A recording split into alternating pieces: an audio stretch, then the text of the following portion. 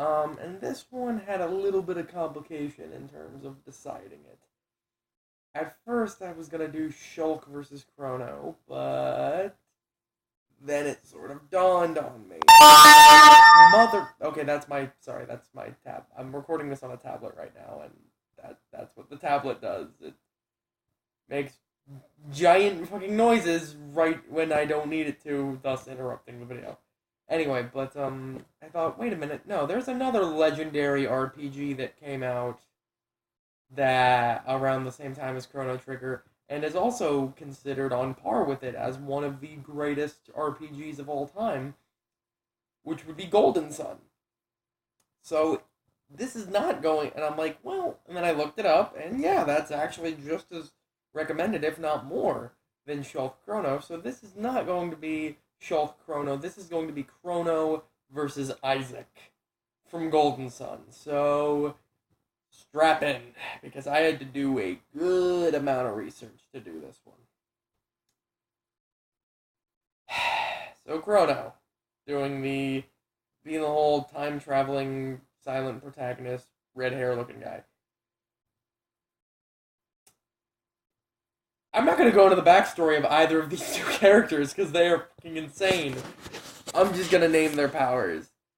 So Chrono being able to do things such as Chrono is mainly just an attack character, who's just there to do the damage. That's it. He's not there to create buffs. He's not there to heal. He's not there to, like anything else. He's just there for damage, and that's it. Um, Fortunately, he's very good at that, which would make it so that he can do things like, for instance, what was it? His, lightning, his, oh yeah, lightning, whirlwind, oh yeah, and his shining, and surprisingly enough, shining does not allow him to read other people's minds. Actually, just him creating a giant luminescent light, usually around one of his allies, but I believe he can also do it around himself. So, which causes massive amounts of damage. Now, Chrono, being from the feudal era of Japan, is actually a very, very adept swordsman, and that reflects a lot of his combat moves, such as his Cyclone Blade, his Chaos Blade, or Chaos Slash, or something. His he's got a lot of sword attacks.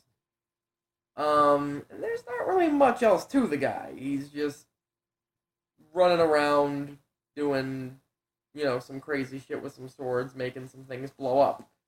Um, Now when it comes to his lightning tech, he can either draw it he can make lightning strike his enemies with lightning, and then lightning 2 allows him to just create lightning out of anywhere and just like shoot it in multiple directions, which would be very handy, I suppose. So yeah.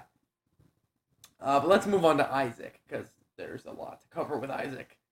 Okay, not including his backstory, not including the cards, summons, or the artifacts unleashed. Isaac, to my knowledge, he's probably got more, but to my knowledge, has these main abilities, and these are his strongest ones, I believe. He's got Earthquake, Avalanche, Move, Retreat, Thunderhead, Cure, and Revive. I don't know if Saber Dance is an actual move, or if that is like an assist or something. I'm not entirely certain about that.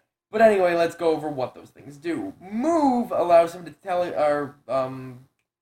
psionically, telekinetically, whatever, it's called psi energy, because he's from the fucking... Oh, we get our energy from planets, that makes it not telekinesis. Anyway, he uses psi energy to telekinetically move objects, or, in the case of Smash Brothers, make giant hands come out that push you off screen. So, that would be very useful. He can't, it is actually an energy-based thing. It's not like he can't just use it with his mind. So I guess it isn't telekinesis, technically. It is psychokinesis. Because he's using energy. He's using definite, he's using the energy which has a definite form, thus it's psychokinesis, not telekinesis. So he actually does have to create giant hands to move things and do stuff. Retreat allows him to instantly warp himself and or allies out of the area, whether that area be battle or just an environment.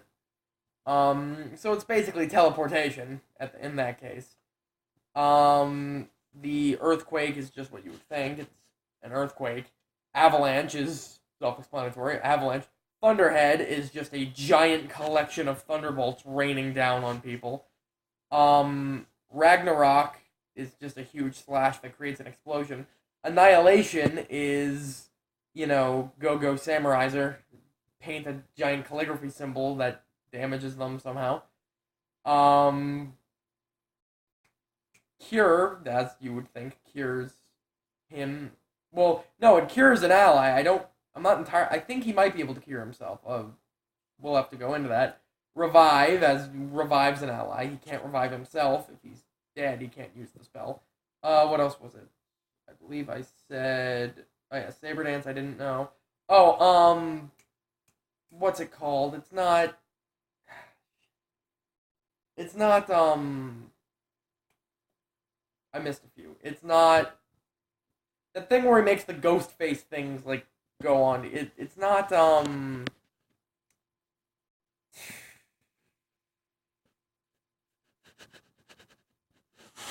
it's called something. It's a bunch of ghosts that basically attack. Then again, I think that might be like a summon. I'm not sure.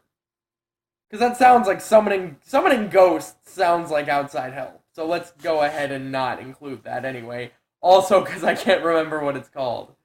So yeah.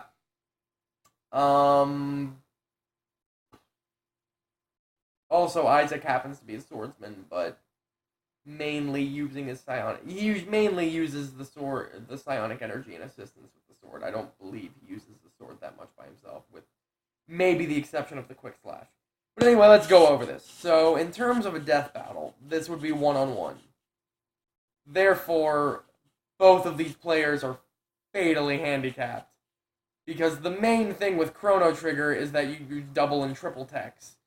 If Chrono's by himself, he's not getting nearly as much damage as you can get in regular Chrono Trigger situations with 3 allies. However, by that same token, that heavily limits Isaac, because Isaac can't use revive. That means he wouldn't be able to use revive on anyone. He wouldn't be able to use cure. If he cannot use cure on himself, he wouldn't be able to use cure on anyone. And a lot of his most powerful moves are meant for multiple enemies. Not that would actually hurt his chances, and if anything, it would make it more likely to hit. But let's just go with the power here. So, Chrono without using techs. Both of these people have very powerful, basically just combat moves. So, Chrono's got his Cyclone Blade where he just spins around basically like a madman. He's got his Chaos Slash. But Isaac's definitely got him beaten with that when it comes to things like Ragnarok, which can blow up the ground, and Annihilation, which does some fancy looking shit, so I'm assuming it's really good. And then Isaac's got him also beaten, I would say, in terms of his psionic moves as opposed to Chrono's techs, which Chrono has technically 4 techs, but really 3 when you consider Lightning 1 and 2 to be pretty much the same thing. Well, not really, because one of them is summoning lightning from the sky, and the other one is creating it right in front of you. Anyway, that would that could be used as a counter to Isaac's Thunderhead, which which basically just does Thunder 1's job multiple times. And I suppose Whirlwind would be Whirlwind wouldn't really counter anything. It's in response to it's basically its own independent thing. I mean, he could use it in response to.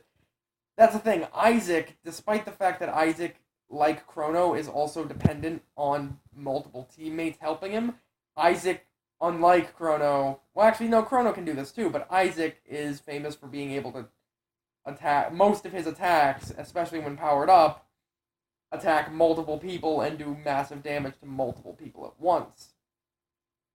Whereas Chrono has many of his attacks single person based. Now, this is going to be a one-on-one fight, granted, but again, if you have a bunch of lightning bolts that can hit multiple people, they can definitely hit one person.